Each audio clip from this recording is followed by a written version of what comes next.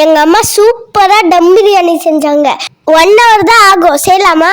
3/4 kilo சிக்கனை வாங்கி 4 spoon தயிரை போட்டு 1/2 ஸ்பூன் இஞ்சி பூண்டு பேஸ்ட் போட்டு கொஞ்சமா உப்பு போட்டு மிக்ஸ் பண்ணி மூடி வச்சிருங்க. ஓகேவா? ஒரு பாத்திரத்துல 5 கிளாஸ் தண்ணி ஊத்தி அம்மா போடுறாங்க இல்லையா அந்த ஐட்டம் எல்லாம் போட்டு பாயில் ஆனதுக்கு அப்புறமா 3/4 கிலோ அரிசி போடணும். இது வந்து பாஸ்மதி அரிசி. அரிசி நல்லா வேகிறதுக்குள்ளேயே வடிச்சு ஓரமா வச்சிடணும். ஒரு வெயிட்டான பாத்திரத்துல 3 ஸ்பூன் எண்ணெய் 2 ஸ்பூன் நெய் போட்டுக்கணும். திருப்பி அம்மா போடுற ஐட்டம் எல்லாம் போட்டுக்கணும். ஈஸியான பேரே வைக்க மாட்டாங்க போல.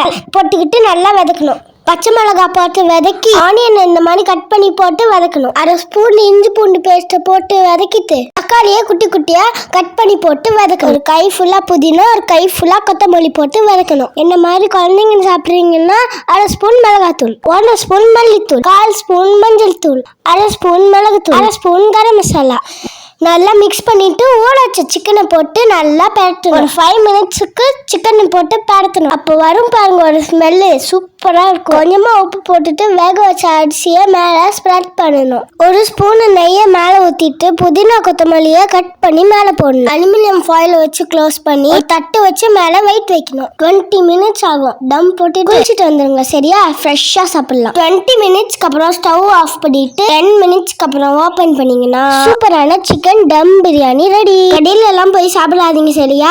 இந்த மாதிரி உங்க மம்மி டாடியே செஞ்சு தர சொல்லுங்க. இப்போ நான் பிரியாணி சாப்பிட போறேன்.